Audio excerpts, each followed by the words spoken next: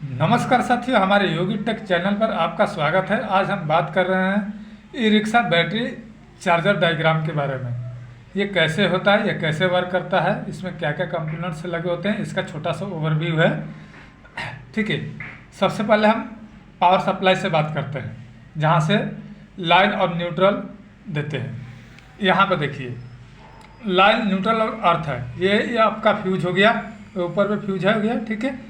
और यहाँ पर दो कैपेसिटर लगा दिया। अब कैपेसिटर के साथ में एक जनरली हम लोगों ने देखा होगा, जितने भी बड़े बड़े सॉकेट होते हैं जो हम लोग यूज करते हैं हाईवी पावर के लिए, तो उसमें हम अर्थिंग लगाते हैं ताकि हमको शॉक ना लगे। ठीक है, इस वजह से हम अर्थिंग का यूज करते हैं। तो हमने अर्थिंग बीच में लगा दिया है, लाइन न्यूट्रल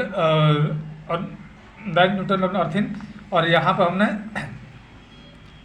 एमओबी लगा दिया है। उसके बाद में एक कैपेसिटर लगाया है। ठीक है, कैमरा थोड़ा सा डिस्टर्ब हो रहा है। ठीक है, कैपेसिटर लगा दिया है। और फिर यहाँ पे एक और आपको एक रेजिस्टेंस लगा दिया। ठीक है, और ये आपका कॉइल हो गया, फिर कैपेसिटर हो गया। ठीक है, फिर हमें एमओबी 2 लगा दिया प्रोटेक्शन के लिए। ये हाईवी प्रोटेक्शन के लिए, हाईवी प्रोटेक्शन के लिए इसलिए ताकि हमारा कोई भी इसमें का जो पार्ट्स है वो ख़राब ना हो सके। इस वजह से हमने एसी पावर इनपुट सप्लाई पर हमने दिया है। ये हमारा ब्रिज रेक्टिफायर हो गया। वहीं ब्रिज रेक्टिफायर हमारा दो तरह के से, या तो रेडीमेड होगा या फिर डायोड लगा कर। तो जितने भी ऐसे सब होती हैं तो ये 4007 वाले नहीं होते हैं एक्चुअली में, वो रेडीमेड होते हैं। कुछ दूसरे ढंग का रहता है, वो लंबे से होती है, वो वाले इस यहाँ पर लगे रहते हैं। लेकिन हमने डायग्राम में 4007 से भी बना सकते हैं, उसमें कोई दिक्कत नहीं है।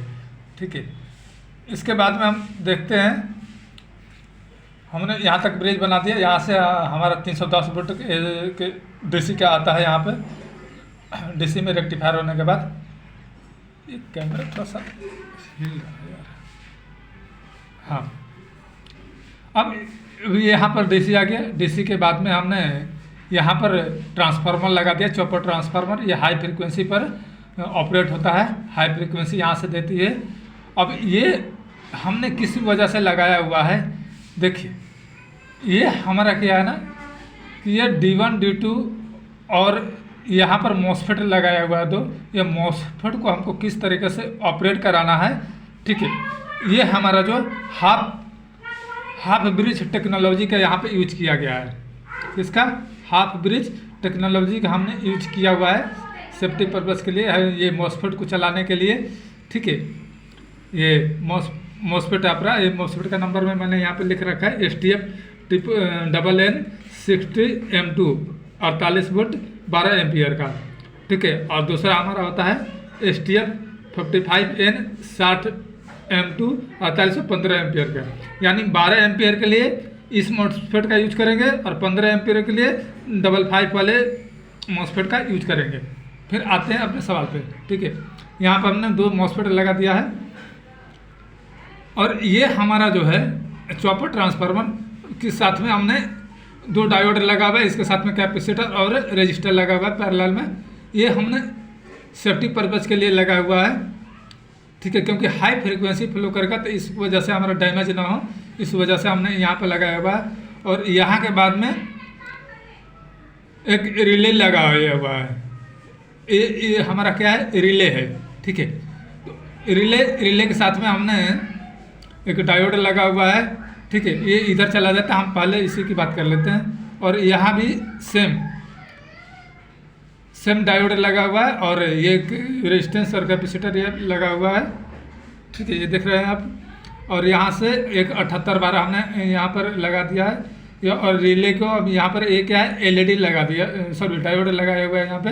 ठीक है, और ये यहाँ पर एक LED लगा दिया है। और इसके साथ में रिले के साथ में रिले का एक जो कनेक्ट पिन है, ये हमारा बैटरी के साथ में बी पॉजिटिव के साथ में जाएगा बैटरी का। और यहाँ पे जो दिख रहा है ये निगेटिव के साथ में हमारा चला जाएगा, ये हमारा चार्जिंग के लिए शो करेगा। ठीक है, ये चार्ज होगा तो बैटरी के साथ में। इसके साथ में, क्योंकि वीडियो बहुत लंबी हो जाएगी इसलिए खाली ओवरव्यू में दिखा रहे हैं।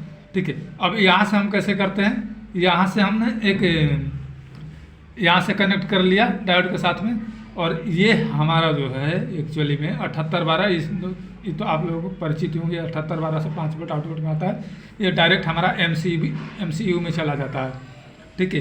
ये हमारा जीनो डायोड लगा हुआ है। जीनो डायोड प्रोटेक्शन के लिए ही लगा हुआ है कि हमारा जितना भी वोल्टेज आए वो 10 वोल्ट से ज़्यादा यहाँ पे एंट्री ना करे, क्योंकि यहाँ पर इसको आउटपुट में 12 वोल्ट चाहिए। ज़्यादा वोल्टेज आए तो ये हमारा फ्यूज खराब हो जाएगा, रेगुलेटर, ठीक है।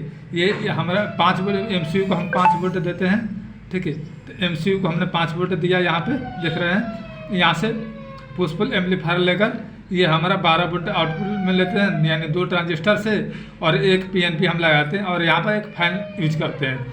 फैन जो हमारा चलेगा तो यानी हम समझ जाएंगे कि हमारा फैन चल रहा है, यानी ओके है, ठीक है। यहाँ से कैसे करेंगे ये आप डायग्राम में देख सकते हैं। ये PNP है और A NPN है, A भी NPN ट्रांजिस्टर है, ठीक है।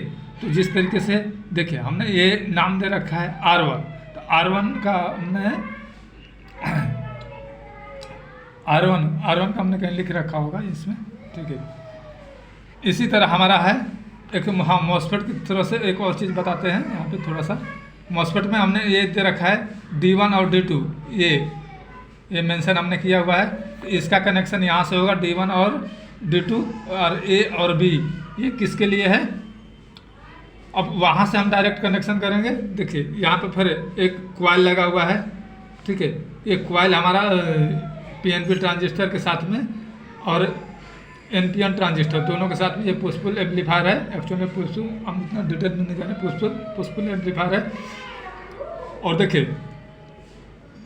ये जो हमने मेंशन किया हुआ है पिन नंबर 14 और पिन नंबर 11, ये कहाँ से कनेक्ट होगा। और ये हमारा डायोड है, ये 12 वोल्ट देगा, 12 वोल्ट के साथ में कनेक्टेड होगा, ठीक है। और देखिए ये जो हमारा है 3525 ड्राइवर IC है, ठीक है। ये पिन नंबर 11 और 14 से इनपुट हमारा होगा, जो हमारा पिन नंबर 11 और 14 यहाँ पर जो देख रहे हैं आप, ठीक है। इसमें पिन होती है 13 और 15, फिर 13 और 15 हम दोनों को आपस में शॉर्ट किए हैं, और शॉर्ट करने के बाद ये हमारा स्विच है। आप देखिए, और ये दोनों एक ही स्विच है, अलग अलग नहीं है। लेकिन ये देखिए ये पुश पुल एम्पलीफायर के थ्रू ये कनेक्टेड है। ये जीनो डायोड हमारा है, ये 12 वोल्ट की रिले है, सॉरी 12 वोल्ट का जीनो डायोड है। ये इसी के साथ हमारा कनेक्टेड है, और इसके साथ यहाँ पर हमारा चला जाएगा। तो ये ओवर भी एक बार खाली इमेज देख लीजिए, ठीक है। डायग्राम तो इसका बहुत लंबा हो जाएगा, ठीक है। उतने अभी हमारे पास टाइम नहीं है कि मैं आपको इसके डिटेल में, लेकिन हम फिर कभी इसके बारे में बात करेंगे, ठीक है। देख लीजिए ध्यानपूर्वक। इस वीडियो को देखने के लिए आप लोगों का बहुत बहुत धन्यवाद।